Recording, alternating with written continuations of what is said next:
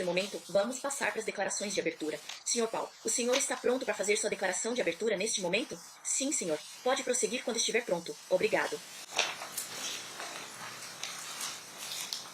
Bom dia.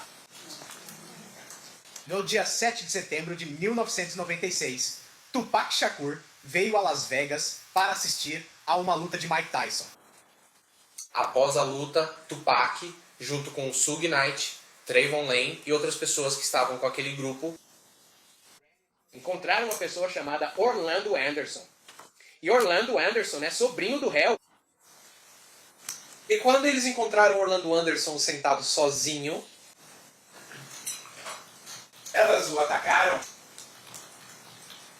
E esse ataque foi registrado em vídeo.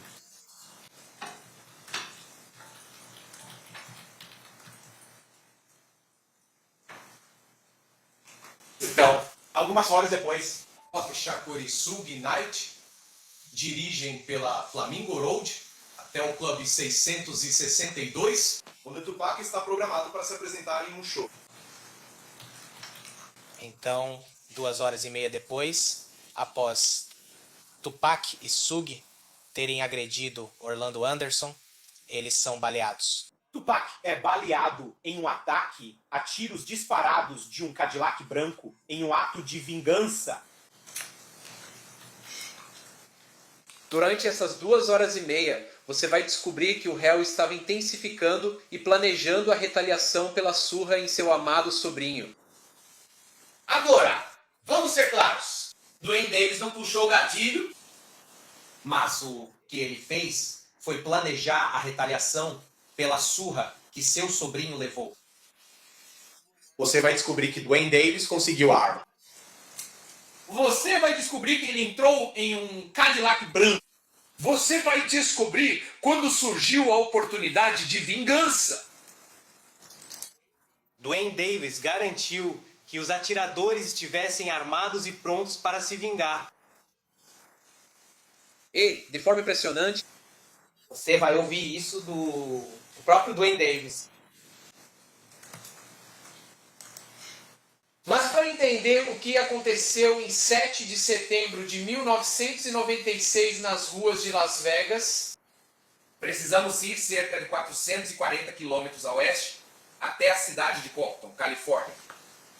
O que você vai descobrir é que Compton tem cerca de 26 quilômetros quadrados. Mas em meados dos anos 1990, esses 26 km² eram ocupados por mais de 30 gangues reivindicando seu território. É importante para este caso. Existem duas gangues. Mob Piru e o Southside Compton Crips. vamos falar um pouco sobre a Mob Piru. A Mob Piru é um grupo associado à cor vermelha. E você vai ouvir que Suge Knight, a pessoa que estava ao volante com Tupac Shakur naquela noite, Cresceu no bairro da Mob Piru. Mas em meados da década de 1990, ele se tornou um CEO muito bem sucedido da gravadora Death Row Records.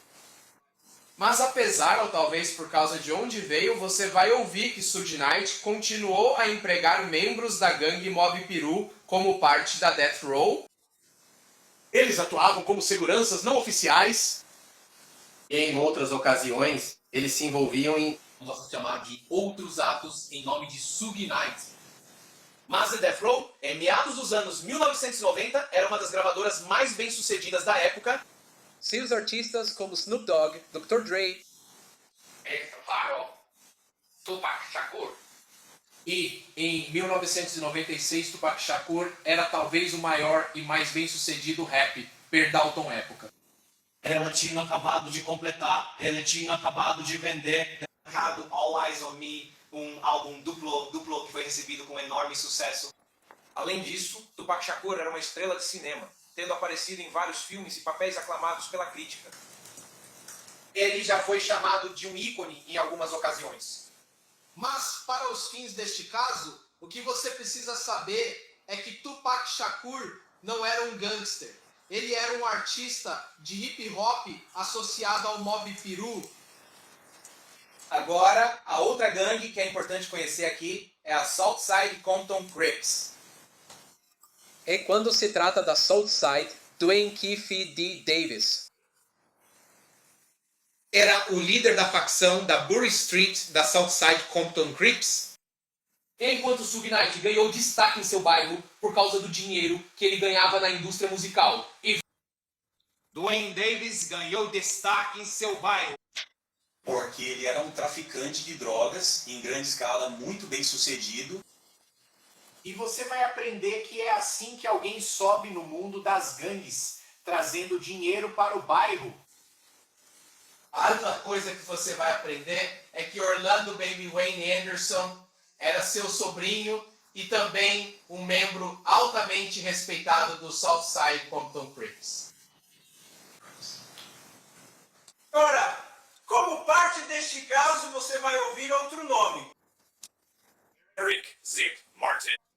agora, Eric Zip Martin não é membro do Southside Compton Crips. Na verdade, ele tem base em Nova York. Ele está envolvido no tráfico de drogas e conhece Dwayne Davis justamente por causa do envolvimento de ambos no tráfico. E Davis da Costa Oeste. Eric Zip Martin da Costa Leste. E uma das conexões que Dwayne Davis consegue através de sua associação com Zip Martin é com Sean Puffy Combs, que na época era o CEO da Bad Boy Entertainment. Sean Combs queria segurança quando veio para a Costa Oeste. Ele estava preocupado com a Mob Piru. Ele estava preocupado com os membros da Death Row Records. E assim, Dwayne K.P. D. Davis concordou em ficar por perto para atuar como segurança não oficial para Sean Combs e seus artistas quando eles vieram para a Costa Oeste. Especificamente para garantir que não haja problemas com o Mob Piru e a Death Row Records. E isso levou à rivalidade entre a Mob Piru e o Southside Compton Crips a se intensificar. Essas tensões transbordaram no Lakewood Mall no verão de 1996. Lá você vai ouvir que Trayvon Lane, o membro do Mob Piru, associado a Death Row Records, estava lá com outros membros do Mob Piru para fazer algumas compras. O Lakewood Mall era um shopping próximo de Concord. Você também vai ouvir que Orlando Anderson, conhecido como Baby Lane, o sobrinho do réu, estava lá.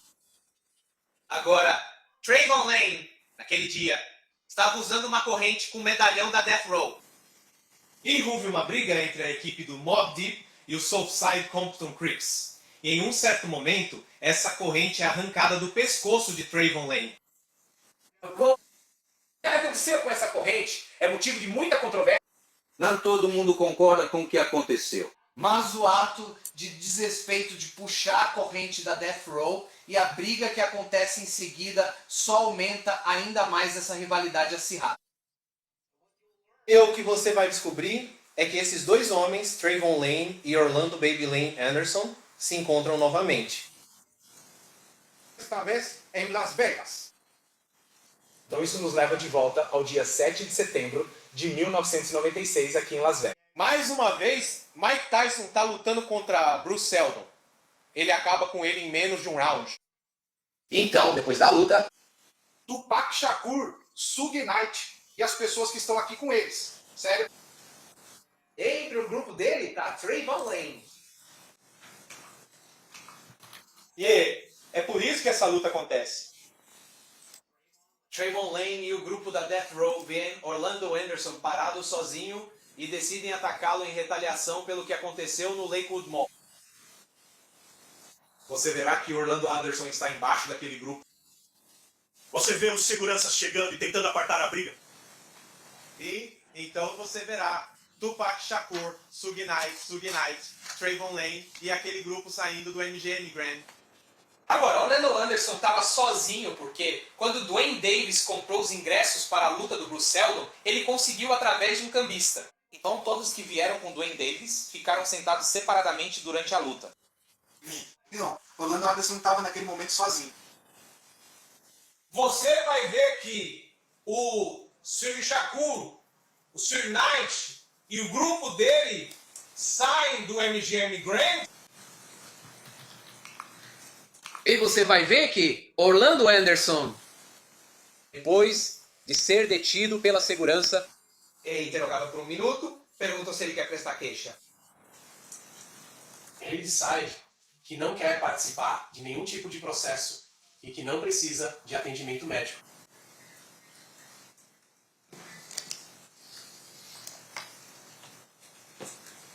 Dwayne Davis ouve falar sobre essa surra. E o que você vai ouvir é que no mundo dele não há dúvida de que uma resposta é necessária. E você vai ouvir de Dwayne Davis o que acontece em seguida. Porque o que aconteceu nas próximas 2h30 é algo que Dwayne Davis escreveria mais tarde, ele mesmo, na entrevista secreta de 2008, feita no escritório do seu advogado com a Força Tarefa Federal. E vamos falar sobre essa entrevista e as circunstâncias em torno dela mais tarde, mas vamos ouvir o que aconteceu nessas próximas 2h30. Então, o que nós aprendemos é que Dwayne Davis está chateado com a surra que seu sobrinho levou. E francamente, você sabe, essa não é uma reação incomum. O que é incomum são os próximos passos que Dwayne Davis dá.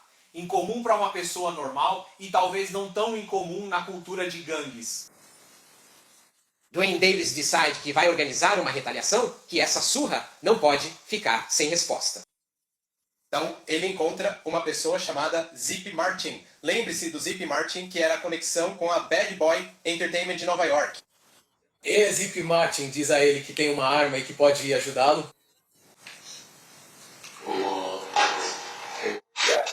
O que ele diz para ele, naquele momento, ele diz para ele: ei, vamos lá resolver essa parada, ou seja lá o que for. 6-2. Quem tá aí? Alô, alô, ei, mano. É verdade. Foi?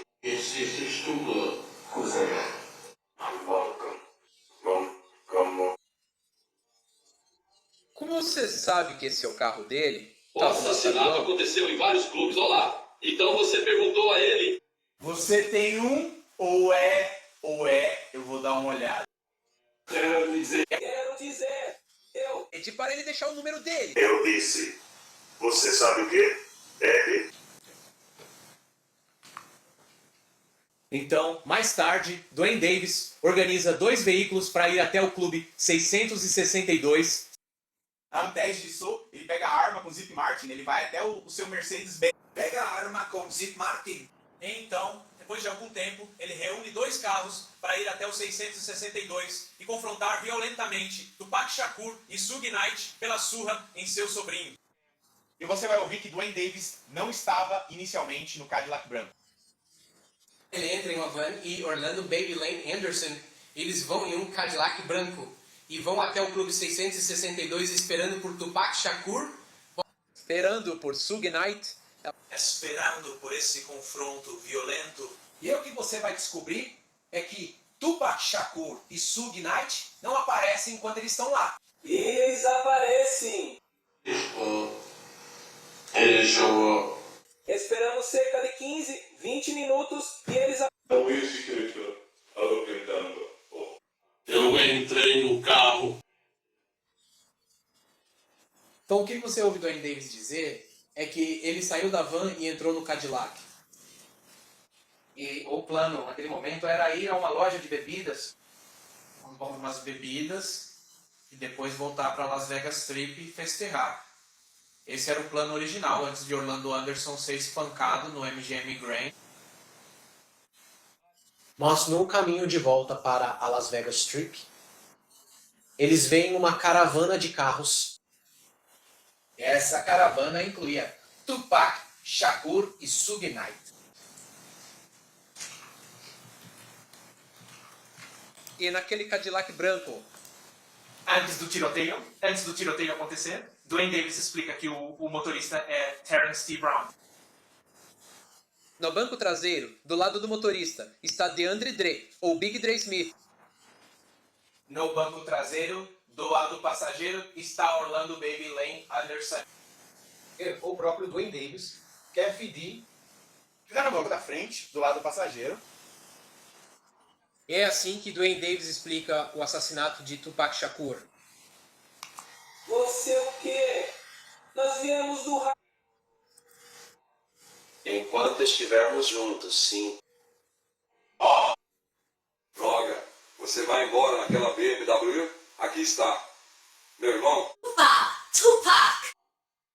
Ei, Bo, você virou, era uma ruazinha. A gente só encostou do lado e verificou cada carro para ver se tinha arma. O que chamou sua atenção para ele foram umas garotas gritando Tupac. Ele acenou pra gente de novo. Olá, eu não fui embora. Vocês não têm o que querem fazer.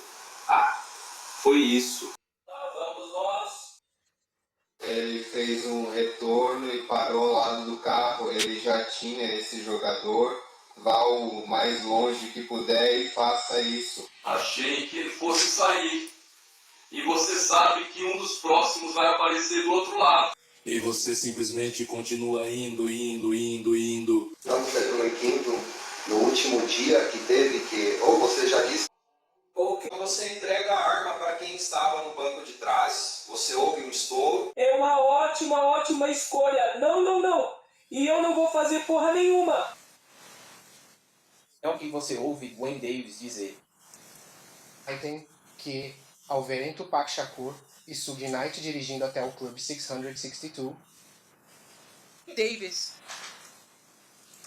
Davis, junto com Terrence Brown, DeAndre Smith e Orlando Anderson, decidem fazer um retorno, confrontar Tupac Shakur, Suge Knight. Dwayne Davis está com a arma de fogo, é a arma que ele conseguiu com Eric Vons e Martin. E então, ele passa para o banco de trás. Dwayne Davis diz que se eles estivessem do lado dele, se Tupac Shakur e Suge Knight estivessem do lado dele do veículo, ele mesmo teria atirado neles. Mas como eles estavam do outro lado, ele entregou para DeAndre Smith. De acordo com Dwayne Davis, não queria atirar naquele momento, então Orlando Anderson atirou para dentro daquele carro. E Davis explica isso várias e várias vezes. eu estou na rua. Ok? Quando você começar a atirar, você diz que deveria aparecer, eu preciso te ver. Ele parece ouvir isso, eu quero te contar uma coisa que é muito estranha. Quando ele vai até lá e você sabe que o Tupac está ali sendo baleado. E então a história é que o Tupac está tentando, você sabe? Sai dessa Tupac, ela era uma figura. O que você acha que vai acontecer? Eu não consigo evitar. Eu não acredito no que estou te dizendo. Eu sei que você consegue ouvir isso. Ou algo assim, ouvindo alguma coisa. Um pedaço de vidro entrou no pescoço dele, certo? Aqui, ótimo. Eu não sabia só de descer sobre o... Desculpa. Vocês todos pararam e acompanharam. Vocês encostaram o carro, levantaram e saíram. Sim.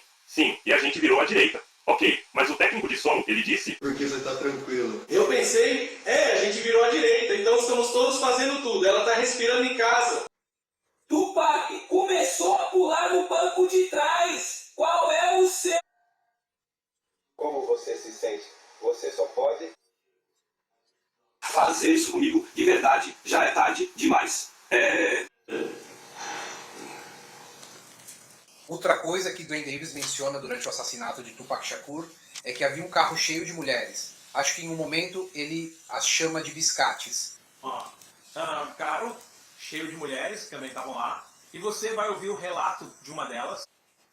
E o que ela vai te contar é que ela discorda um pouco da versão dos fatos do Sr. Davis. Na verdade, elas estavam se comunicando com o Suge no carro do Tupac. Mas não estavam falando com o Tupac. Elas estavam falando com o Suge. Pelo que ela diz é que ela ouve tiros, ela vê um Cadillac branco fugindo. Então o que Dwayne Davis interpreta como se eles a estivessem perseguindo. Ela vai te dizer que eles só estavam em pânico e tentando fugir. Mas ela vai dizer que, sem querer, eles seguiram Dwayne Davis e as outras pessoas do carro branco enquanto estavam fugindo. Depois que o veículo de Suge Knight e Tupac Shakur é alvejado, Suge Knight faz um retorno e volta para Las Vegas Strip. O carro acaba não conseguindo ir mais longe e para. A polícia chega. A equipe médica chega. Você vai ouvir que Suge Knight foi de raspão na cabeça e que alguns estilhaços de vidro entraram em sua cabeça. Ele acaba sobrevivendo a esses ferimentos e é liberado relativamente rápido. Você também vai ouvir que Tupac Shakur foi baleado várias vezes, que foi levado para a OMC e que 6 dias depois ele sucumbiu a esses ferimentos. E em menos de 24 horas o Cadillac e os agressores já estão de volta a Compton. Eles passam a noite lá e voltam para casa como se nada tivesse acontecido. O McGarrett seguiu de volta para Compton. Porque enquanto as pessoas tinham medo de procurar a polícia, A polícia agora. E as ruas agora sabiam que os Southside Compton Crips eram responsáveis por esse assassinato. E a guerra que se segue em Compton é sangrenta. Você vai ouvir que membros dos Mob Piru e do Southside Crip começam a atirar uns nos outros. MDZ diz 3 pessoas são mortas. Várias pessoas são baleadas, incluindo uma menina de 11 anos. E o que você também vai descobrir é que nenhum desses casos foi levado à justiça. Por quê? Porque nesse contexto de gangues, A combinação de gangues e armas é assustadora. E, nesse mundo, o silêncio significa sobrevivência. a única pessoa que tem dificuldade em ficar em silêncio é Duane Davis. Você vai ouvir de 1998 até 2023. Duane Davis deu várias declarações sobre este caso. Então, já em 1998, Davis falou com o FBI. Ele admitiu que estava em Las Vegas durante o assassinato de Tupac, mas negou ser o responsável. Então, em 1999, Davis fala com o FBI novamente. E essas não são entrevistas focadas no assassinato de Tupac Shakur, são entrevistas sobre transações e tráfico de drogas. Mas ele diz que Tupac é mencionado e Duane Davis admite que estava em Las Vegas, onde Tupac Shakur foi assassinado. Ele diz que não estava envolvido, mas ficou irritado com o fato de Orlando Anderson ter sido espancado e que seu plano era resolver isso em Compton, caso Tupac tivesse sobrevivido. Então, em 2008... Nos trechos da entrevista que ouvimos hoje, em uma entrevista secreta com a Força Tarefa Federal, Davis admite seu papel no assassinato de Tupac Shakur. E nós realmente precisamos falar um pouco sobre essa Força Tarefa Federal de 2008. Por quê? O que essa Força Tarefa está investigando não é o assassinato de Tupac Shakur. O que essa força-tarefa está investigando é o assassinato de outro rapper. Um rapper chamado Christopher Wallace, alguém conhecido como Biggie Smalls, o Notorious B. Christopher Wallace foi assassinado 6 meses depois que Tupac Shakur foi morto. Havia algumas alegações de que o Departamento de Polícia de Los Angeles poderia estar envolvido. Então uma força-tarefa federal foi formada para determinar o que aconteceu com Christopher Wallace. E o interessante sobre o assassinato de Christopher Wallace é que Christopher Wallace foi morto ao sair de uma festa em Los Angeles. Quem também estava nessa festa? Duane Davis. Havia um veículo suspeito envolvido, um Chevy SS Impala, e Duane Davis, por acaso, possuía um Chevy SS Impala.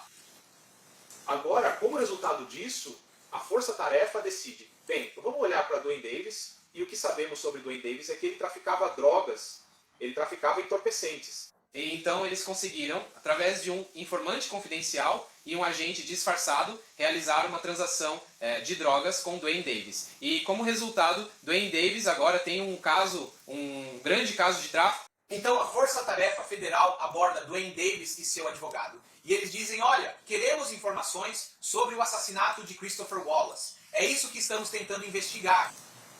E é o que Duane Davis diz eu não tenho nenhuma informação sobre isso. Mas eu posso te contar sobre o que nós fizemos. Eu posso te contar sobre Tupac.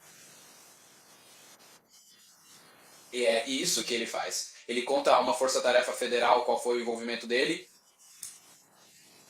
Como ele orquestrou o assassinato de Tupac Shakur.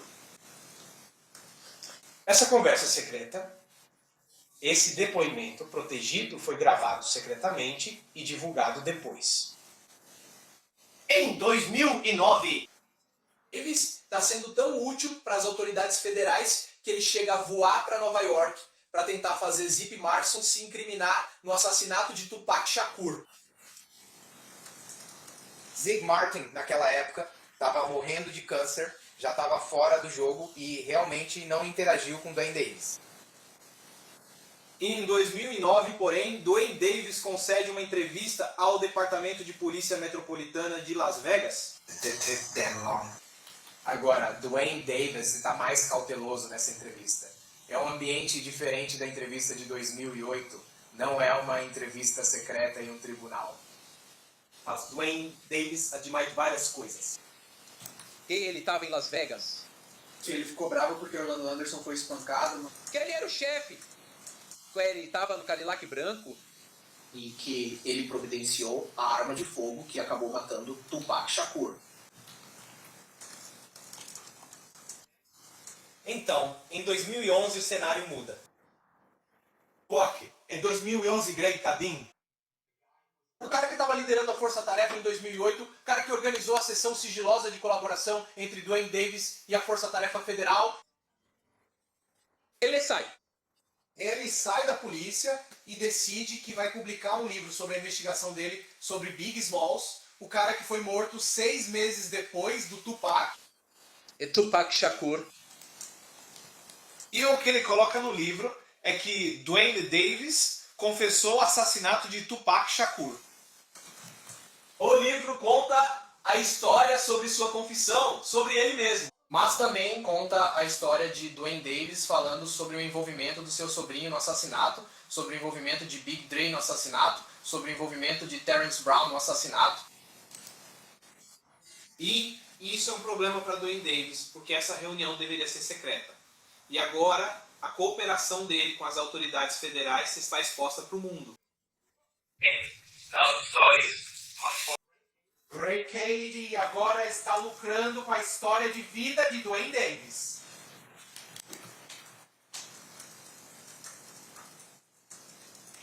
Então, em 2017, Dwayne Davis decide tornar tudo público. Ele é procurado pelos produtores de um programa chamado Death Row Chronicles, que passa na BET. E isso é só uma pequena parte do que ele diz ser sua motivação para participar. A caminho dos dias de TVD, eu estava bombando. Jenny criou o Code Dealer. Eu sou o único vivo que realmente pode te contar a história do grupo dos 2 quarteirões. As pessoas têm me procurado há 20 anos. Eu tô vindo ao público agora para contar a história porque tô com câncer. Eu não tenho mais nada para fazer. Tudo que me importa agora é a verdade. Dwayne Davis diz tudo que eu tenho que fazer agora. Tudo que eu quero fazer agora é contar a verdade. Em entrevista pública de 2017, ele está um pouco evasivo. Mas ele admite ser o chefe. Ele admite estar no Cadillac branco. Ele admite participar dos assassinatos de Tupac Shakur. E quando ele diz que é a única pessoa que pode contar o que aconteceu, ele está certo, porque em 2017, Terrence Brown está morto. DeAndre Smith está morto. Orlando Baby Lee Anderson está morto. Terrence Brown foi assassinado em um incidente não relacionado. Orlando Anderson foi assassinado em um incidente não relacionado. E DeAndre Smith morreu de overdose. Surpreendentemente, em 2019, Dwayne Davis, então, decide que vai publicar seu próprio livro. E, em relação ao livro, certamente há muita autopromoção. Mas, novamente, O essencial permanece. Ele ficou furioso com a surra em Orlando Anderson, quero dizer, com a surra em Orlando Anderson, o sobrinho de Anderson. Ele estava em Las Vegas, ele pegou a arma, ele estava no Cadillac branco e entregou a arma para o atirador. E o que você vai perceber é algo constante que sempre aparece nessas declarações. A raiva visceral de Dwayne Davis contra Tupac Shakur por ter agredido o sobrinho dele. No livro, ele diz: eles partirem para cima do meu sobrinho nos deu um sinal verde definitivo para fazer alguma coisa contra eles. Então, Duane Davis decide que vai dar entrevistas públicas sobre o papel dele no assassinato de Tupac Shakur. Você acabou entrando no carro. Come Baby Lane. Eles? Sim, nós fomos para Sunset, em Nova York. E o cara, Figueroa, pra, sei lá, comer na parada ou algo assim. E depois, eu e a Baby ficamos juntos. E então, ei, tá muito claro, sabe de uma coisa? E a vadia tá fora do caminho. E eu e a Baby fomos com eles. E então...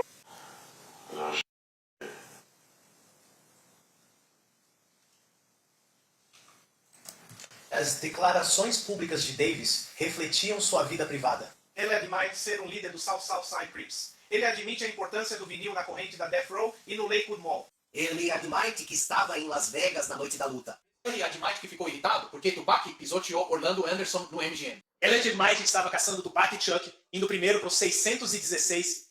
Ele admite que pegou uma Glock 40 de Eric Zipmark com o objetivo de caçar Tupac. Ele admite que estava em um Cadillac branco com seus comparsas procurando por Tupac. Ele admite ter visto Tupac em uma BMW preta e então mudou de direção, fazendo aquele retorno para confrontar Tupac e Chuck.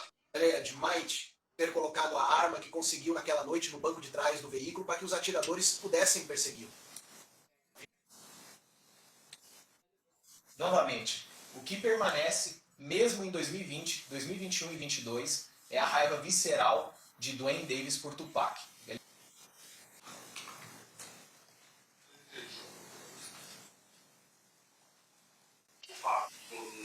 Que pode você, o esse homem? Horroras. Eu também pensei, cara, o Tupac, vamos lá, cara. 2 garrafas rolando em 2 sapatinhos de merda. Quer dizer, não me entenda mal, eu faço. Você não acha que ele tem algo ruim pra fazer? Eu acho, quer dizer... Eu acho que esse homem tá errado. Cara. Eu quero dizer sim, cara. A gente simplesmente não tem tempo. Isso. Eu não sei porra nenhuma, beleza? Exato. Eu agradeço por isso, mas... Você tem que desviar, meu sobrinho acabou de pular e pulou no meu sobrinho, tipo moleque mesmo. Meu sobrinho era só uma criança, cara, ele foi pra cima daquele outro moleque, ele é só uma criança, por isso que ele não aparece no canal. Era só uma criança, você tá ligado no que eu tô? Falando, não tá errado. Meu sobrinho só partiu pra cima dele. Ele partiu pra cima do meu sobrinho. Ele não foi lá só pra dar um soco nele. Foi uma loucura, cara. Partiu pra cima de uma porra de uma criança, cara. E essa raiva não é demonstrada só em público. Mas você vai ouvir, ainda em 2024... Em particular, numa conversa com seu filho. Ele fala sobre seus sentimentos em relação a Tupac Shakur. Quase 30 anos. 20 anos após o assassinato. Eu já tava aqui muito antes deles, cara. Eu preciso estar numa sala de médico num corredor de hotel. Eu vou estar numa sala de médico se estiver mal. Não preciso ser médico.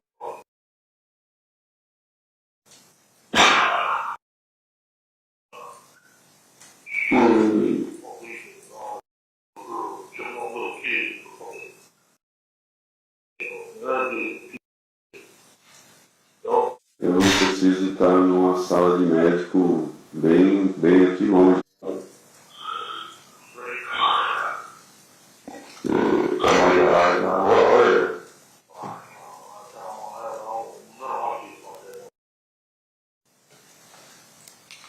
Foi 8 anos depois. Essa era a raiva visceral que Duane Davis sentia por Tupac.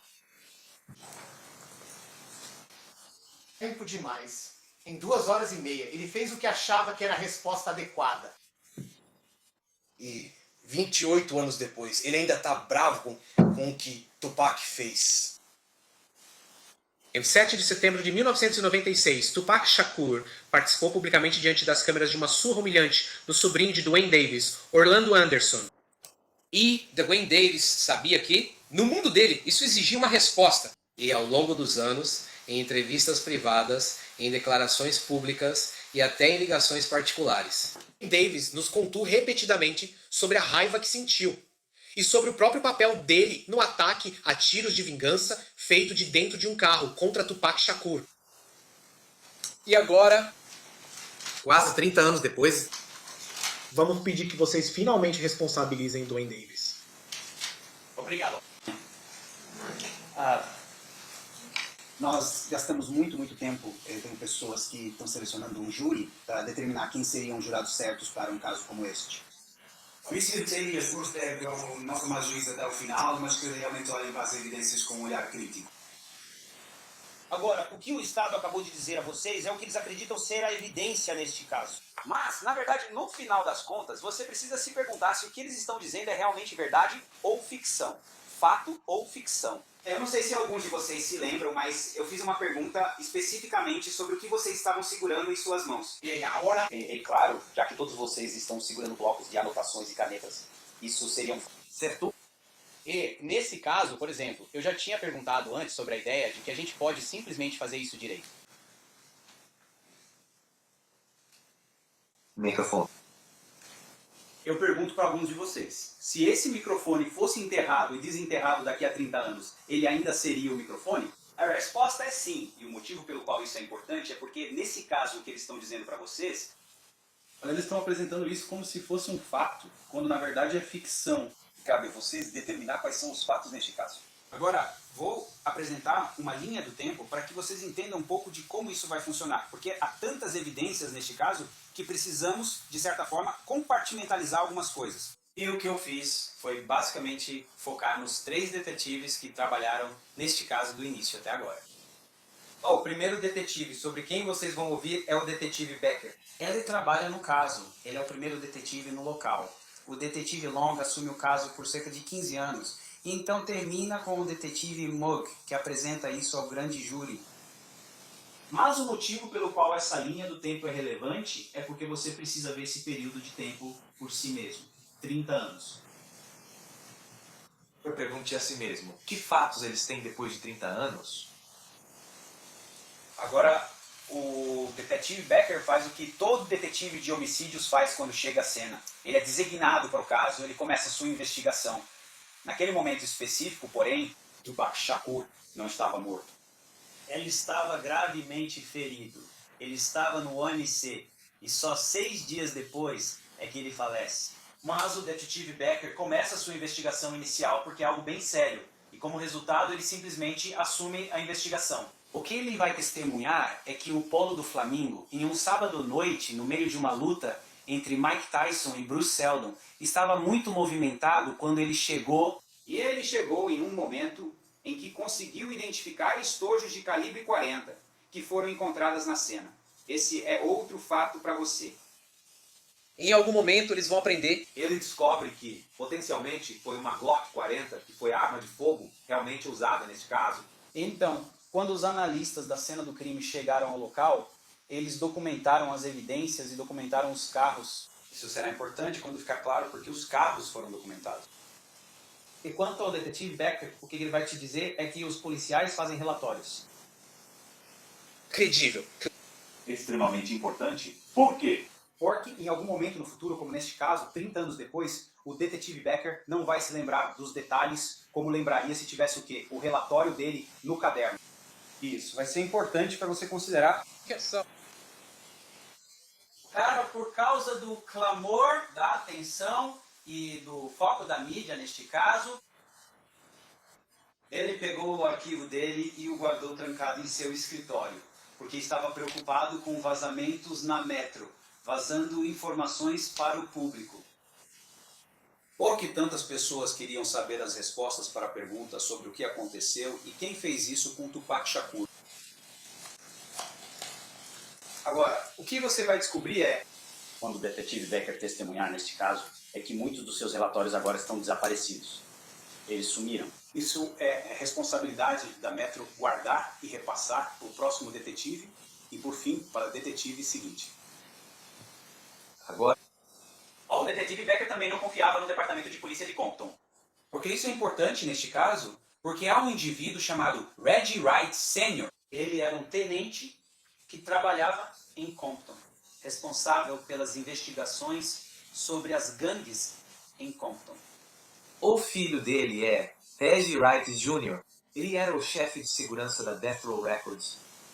A mesma equipe de segurança que estava aqui em Las Vegas, na noite de 7 de setembro de 1996. A Death Row Records era afiliada à gangue Mob Piru, e os detetives Ladd e Hedden de Compton respondiam diretamente a Reggie Wright Sr.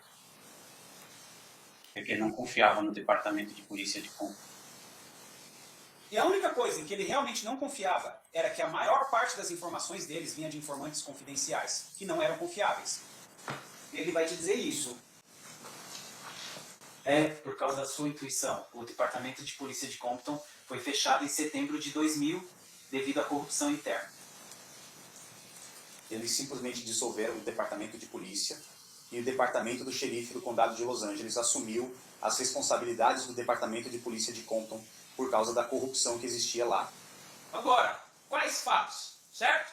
Assim como os blocos de papel que você tem na mão e as canetas que você tem na mão, quais fatos podemos determinar a partir dos esforços do detetive Becker? Primeiramente, sabemos que Tupac foi baleado várias vezes.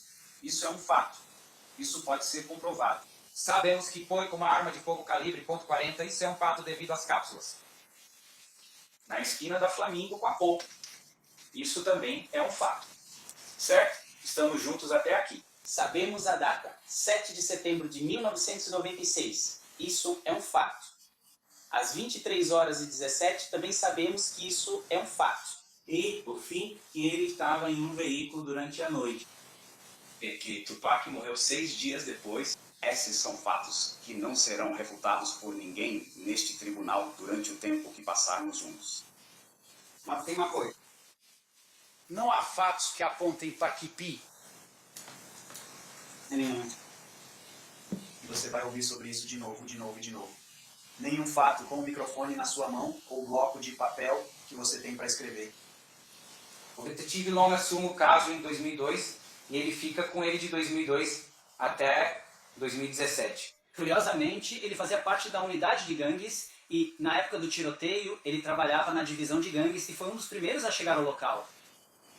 Ele vai testemunhar e dizer que toda vez que fazia algo no seu arquivo, ele ia para o seu trabalho.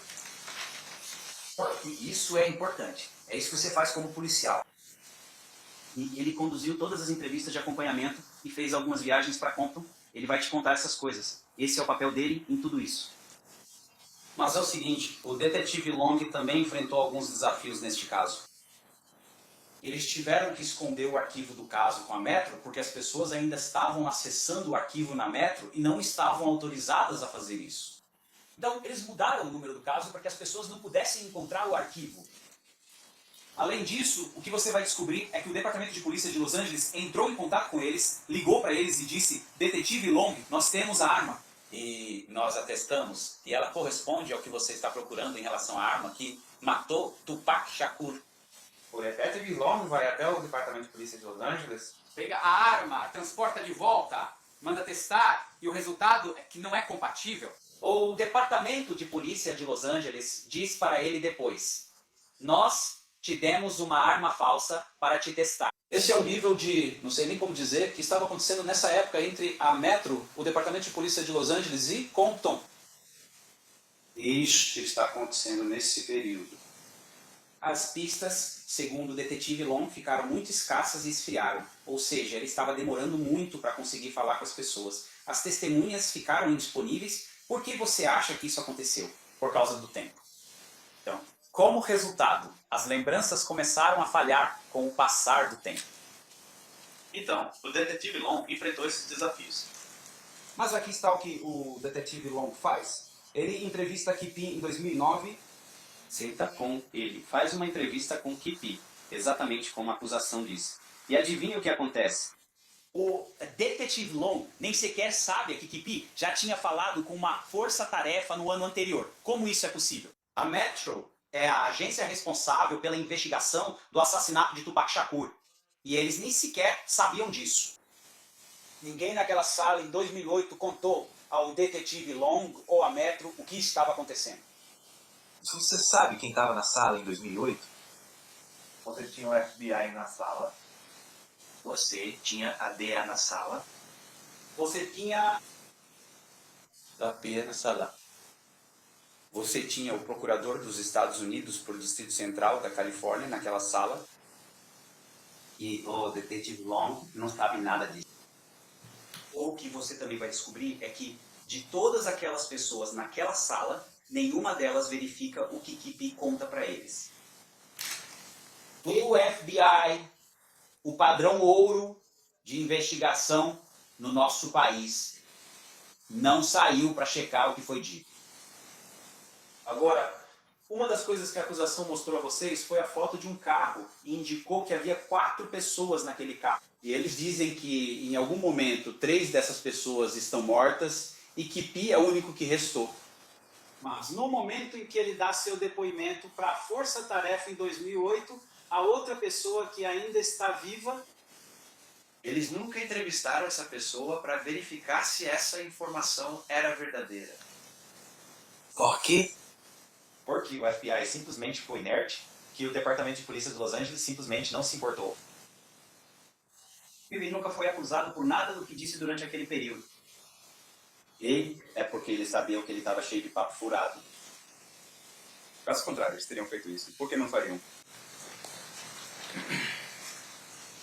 Quando o detetive Long voltar para Las Vegas, Ele vai e conversa sobre isso com a promotoria do condado de Clark. O que aconteceu lá? Eles também denunciaram o caso. Em 2009. Pergunte a si mesmo o motivo disso. É porque eles simplesmente não se importavam com o Tupac Shakur ou com a vida dele, ou é porque eles investigaram e perceberam que não podiam verificar essa informação, que não acreditavam que isso fosse verdade? Porque o escritório do promotor do condado de Clark não o acusou em 2009. Agora, quais fatos nós tiramos do detetive Long com base no que ele fez durante esses 15 anos? Nós não temos nenhum fato. Fora as declarações feitas supostamente por Kipi e por outras pessoas, nós não temos nada para verificar nenhuma dessas informações. Nenhuma única coisa para corroborar as declarações feitas por aquele homem em 2008 ou 2009. Não só pela Metro, mas pelo FBI, pelo Departamento de Polícia de Los Angeles. Pela DEA, pelo escritório do Procurador dos Estados Unidos. Ninguém corrobora nada disso. Então, 2017 chega. Então, o chamado Centro de Reportagem Investigativa, eles fizeram o que é chamado de solicitação e-FOIA com a Metro. E o que isso significa é que FOIA é a Lei de Liberdade de Informação que permite ou exige que agências governamentais forneçam informações se você pedir por elas. Esse é o objetivo, é para ser transparente. E as pessoas queriam saber o que estava acontecendo com os arquivos do caso de homicídio. Isso foi em 2017. Isso foi anos depois de qualquer uma das declarações que foram feitas e de qualquer outra coisa. Cadê a investigação? O que está acontecendo? Bem, a Metro disse não, nós não vamos te entregar isso. Então, em 2018, o centro entra com um processo contra a Metro para obrigá-los a entregar o arquivo. Para mostrar a eles qual trabalho estávamos fazendo naquele momento específico. Eu não sei o que é isso. 20. E aí que o detetive Long entra na história. O que você vai descobrir é que o detetive Mogg basicamente diz: estou aqui só para encerrar o caso. Ele não está aqui para resolver o mistério de quem matou Tupac. Então, com tudo que você tem na sua frente, que você não está ouvindo pela primeira vez em relação às declarações feitas em 2008, 1998, 1990, seja lá quando for, O detetive Mogg parece disso. Eu só estou aqui para encerrar o caso. esse é o papel dele. E o que você vai descobrir é que o detetive Mogg recebeu uma cópia do que é chamado de Death Row Chronicles em 2018. Isso não é uma deposição. Isso não é um testemunho sob juramento. É editado e feito para fins extremistas. Ele recebe uma cópia disso. Você sabe o que acontece quando ele recebe essa cópia das entrevistas que o Estado basicamente mostrou para você neste caso? Nenhuma acusação foi apresentada. Por quê? Então, Kipi escreve um livro, supostamente. Certo? Supostamente, ele escreve esse livro chamado Conference Conquering Legend de 2019. Sabe o que acontece com o livro? Certo. Até ele confessa isso. O que você encontra é que nenhuma acusação foi feita. O que está acontecendo? A promotoria não quer apresentar denúncia no caso, nenhuma acusação foi feita. Quando a entrevista acontece, nenhuma acusação é feita. Quando o livro é escrito, o que está acontecendo? 5 anos se passam, nada acontece com o caso. Mas o detetive Long diz que vai encerrar. O detetive Long, então, solicita o que é chamado de mandado de busca. Agora, o que é um mandado de busca É que em julho de 2023, e por volta desse período, mandado de busca exige que um policial obtenha permissão de um juiz para, basicamente, violar a inviolabilidade e a privacidade da sua casa. Tem que haver razões legais para isso. Ele precisa passar por esse processo e pedir permissão do juiz para conseguir isso. E o que ele faz nesse pedido de mandado de busca é garantir ao juiz: olha, o que estamos procurando está na casa. Isso é que vai nos ajudar a resolver esse crime. Quem matou Tupac está na casa. Ele assina uma declaração juramentada, e isso é importante. Quero que você se lembre disso. Ele assina uma declaração juramentada atestando que o que está dizendo ao juiz é verdadeiro e correto. O que diz é, eu acho que temos evidências na casa de Kipi que vão resolver o assassinato de Tupac. Então, até esse ponto, eles têm todas essas declarações que não podem ser corroboradas. Agora eles estão dizendo que temos evidências nesta casa que achamos que provavelmente estão lá. E, como resultado, vamos encontrar essa evidência que vai nos ajudar a resolver esse caso. O que eu vou te dizer agora é que eles não encontram. Enquanto isso, o detetive Long se aposenta. Agora ele passa a ser o Sr. Mogg. E o Sr. Mogg vai ao grande júri. E no grande júri é um procedimento secreto. Nós não estamos lá. A defesa, como você sabe, não está sentada como nós estamos aqui. São só os promotores. Há um grupo de pessoas chamados jurados do grande júri. E você tem pessoas que vão lá e testemunham sob juramento. E realmente não há como a defesa contestar nada disso, porque é feito em segredo. Nós realmente não sabemos sobre isso. Mas neste caso em particular, o Sr. Mogg presta juramento para dizer a verdade. E sabe o que o Sr. Mogg faz? Ele simplesmente lê páginas do livro para o registro. Ele não faz nada além disso em termos de investigação, apenas lê páginas de um livro para constar nos autos. Ele nunca documenta e nenhum de seus esforços inclui qualquer verificação do livro antes de lê-lo para o registro. Ele se aproxima, sobe ao banco das testemunhas e lê o livro como se fosse a mais pura verdade. E é isso que ele faz. Ele trata esse livro como se fosse verdade. Agora, o que você vai descobrir sobre o Sr. Mogg é que ele nunca escreveu um relatório. Então, quando ele assumiu o caso em 2017 até se aposentar em 2023 e comparecer ao grande júri, ele nunca escreveu um relatório. Nenhuma vez! Não como o detetive Becker, e não como o detetive Long, e não como qualquer outro policial que faz o seu trabalho. Esse homem nunca escreve um relatório. Na verdade, o que acontece é que ele faz uma transição, certo? Ele é um detetive da Metro, se aposenta, e depois consegue um emprego como contratado independente na promotoria como investigador. Como investigador, ele não tem nenhum poder policial. Ele continua trabalhando como detetive principal nesse caso. Mesmo que o procedimento seja entregar seu arquivo e seu relatório de opções para o próximo detetive responsável. É assim que isso funciona. Mas ele fica com o arquivo para si mesmo e começa a construir um caso contra o arquivo depois que se aposenta como detetive na Metro. Porque agora ele é um contratado independente. Isso é importante saber. Por que isso é importante? Porque o que as evidências vão mostrar para vocês é que ele deixou o trabalho para o final. E quando ele finalmente escreve um relatório, não é um relatório de opções. É um relatório investigativo que abrange de 2018 até o presente. E nós só o recebemos há cerca de 5 semanas. A importância de registrar tudo o que você faz são necessárias para estar no tribunal em um caso de homicídio. Não é como o trabalho de faculdade que você esqueceu de fazer e no último segundo só juntou qualquer coisa e entregou de qualquer jeito. Você, irmã, não faz nada disso.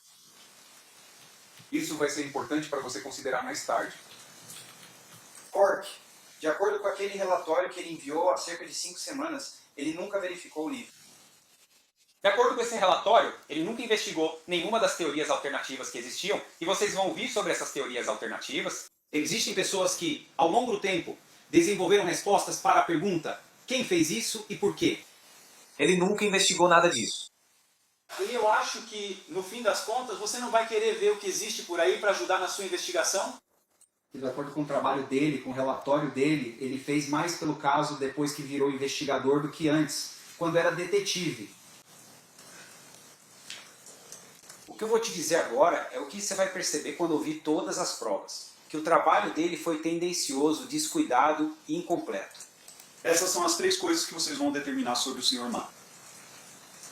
Agora, pelo fato de que, em relação às próprias provas, ele não tem muito. O Estado vai depender bastante das testemunhas deles. E eu vou dar a vocês uma amostra do tipo de pessoas que vocês vão encontrar neste julgamento, com base na lista de testemunhas deles neste caso. A primeira pessoa é um cara chamado Reggie Wright Jr. Ele é, lembre-se, da empresa de segurança para... obrigado para... A Death Row Records. E o que ele é? É um criminoso condenado. Em segundo lugar, você também vai descobrir que ele é um ex-policial de Compton. Ele trabalhou para o Departamento de Polícia de Compton por cerca de 5 anos e aparentemente ficou incapacitado. Em algum momento ele se tornou um criminoso condenado. Você vai saber mais sobre isso. E o pai dele, como eu disse antes, Reggie Wright Sr., era o chefe da unidade de gangues do Departamento de Polícia de Compton. O que você também vai aprender sobre Reggie é que, mais uma vez, ele deveria estar protegendo Suge Knight. Onde ele estava na noite do tiroteio? Além disso, ele ordenou que sua equipe de segurança não portasse armas de fogo na noite do tiroteio, antes que o tiroteio acontecesse. O que você também vai descobrir é que ele nem estava por perto quando o tiroteio aconteceu. Então, o principal protegido, ou seja, a pessoa que ele deveria proteger mais, seria Suge Knight, o chefe da Death Row Records. Esse homem não estava em lugar nenhum. Ele estava sentado em um clube chamado 662 ali na rua, esperando Suge aparecer, enquanto deixava as pessoas que trabalhavam para ele desarmadas nos veículos atrás de Suge Knight. E quando a situação aperta, ele manda as pessoas dele mentirem para a polícia durante a investigação. Isso vai ser chamado assim. Aquele cara vai ser chamado assim. Além disso, quando tudo terminou, Suge Knight foi para a prisão porque ele não deveria estar envolvido em uma briga em Las Vegas. Ele violou sua condicional. Adivinha quem assume a Death Row Records? Reggie Wright Jr. Agora, o Estado também vai trazer outras pessoas de credibilidade duvidosa, incluindo históricos criminais, motivações financeiras e declarações inconsistentes. Essas são as pessoas e a qualidade das provas que vocês vão ouvir neste caso. Só para dar outro exemplo, vai ter um indivíduo chamado Devonta Derby Walkley. Quem é ele? Ele tem sido um informante pago há anos. Você vai ouvir que eles pagaram para ele ser um informante. E ele vai, claro, dizer o que for preciso para evitar responder pelos próprios crimes, mas o depoimento dele será inconsistente. E nisso você realmente tem que confiar. O que exatamente ele vai dizer e será que dá para acreditar? Além disso, você também vai ouvir sobre o detetive desonrado do LAPD chamado Greg Cady. O Estado falou sobre ele para vocês. Se você leu um livro, ele se beneficiou do que estava acontecendo em relação a Kipi. Agora, Greg Cady, ele roubou o arquivo. O que vocês vão descobrir é que ele realmente roubou o arquivo, ele pegou os arquivos dos casos do Tupac e do Dick, saiu correndo e foi embora. Esse é um detetive do LAPD que eles estão usando, ou uma das pessoas em quem eles vão focar para construir o caso deles. Ele escreve o livro. E então, ele se apresenta como a pessoa que resolve o assassinato. Esse é Greg Kane, esse é o detetive do LAPD. Agora, o que você também vai descobrir é que Greg Kane, quando era detetive do LAPD, foi basicamente pego manipulando testemunhas. E porque ele foi pego manipulando testemunhas, isso levou à anulação de casos. Houve uma decisão judicial sobre essa questão. Um juiz determinou isso. E aí tá, esse é o seu Greg Cade, esse é o nosso foco neste caso agora. Agora seus desafios, certo? Quero dizer, poxa, Estamos sentados aqui. Tem câmeras na sala. Quero dizer, sabe, tem várias coisas acontecendo. Mas a questão aqui é o tempo. Tipo, como vocês, como jurados, tentam entender o tempo nesse caso? Houve tanto tempo, tantos atrasos. Mas por quem, afinal? E a corrupção? Como vocês analisam as informações que estão recebendo sem olhar para tudo isso, só com ceticismo? Tipo, vocês vão olhar para essas coisas e pensar, bom, quero dizer, você tem um motivo para mentir? Você tem um motivo para contar ou enganar. E é porque, no fim das contas, não existem fatos reais. Quando você consegue passar por toda a conversa e eu falando, apenas olhe para os fatos reais. Que fatos você tem para comprovar qualquer uma das coisas que KPD disse em alguma de suas entrevistas ou no livro?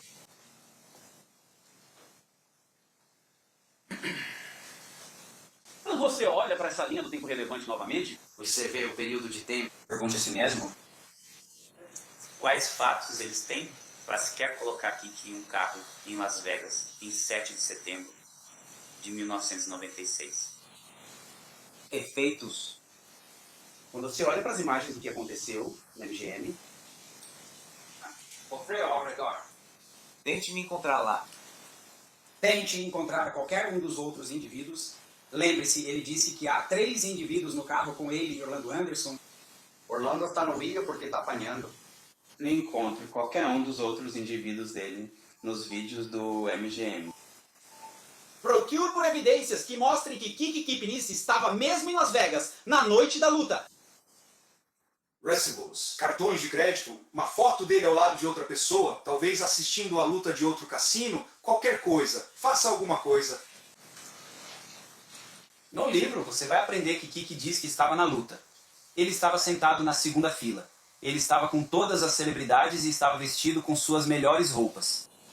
Então há uma única prova de que ele esteve naquela luta. Mas sabe quem realmente mostra alguma prova de que estava na luta? Suge Knight.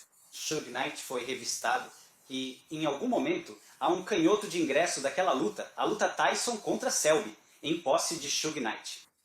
Porque ele foi à luta. E você pensaria que, numa luta dessas, você iria querer mostrar para todo mundo que esteve lá. Não há nenhuma evidência de que esse homem sequer esteve nessa luta. Quando você olha para os fatos versus a ficção, Na verdade, no fim das contas, o que você vai ouvir das testemunhas que vão depor sobre isso é que Kiki G era conhecido por fazer isso. Esse é o depoimento que você vai ouvir neste caso. É isso que você vai ouvir sobre aquele homem ali. Então, você precisa se fazer essa pergunta. Se eu simplesmente disser coisas, isso vai acabar sendo uma daquelas situações em que você é acusado de assassinato só por ficar repetindo uma ficção? Eu continuo repetindo isso. A resposta é não. Você tem que corroborar tudo que eu digo para que seja verdade. Caso contrário, é só isso. E no final de todo o tempo que vocês passam juntos, o que vocês vão perceber é que o Estado não pode provar para vocês, além de qualquer dúvida razoável, a alegação de que Kiki teve qualquer envolvimento com um assassinato em primeiro grau com uso de arma letal. Não há fatos que sustentem isso. Obrigado.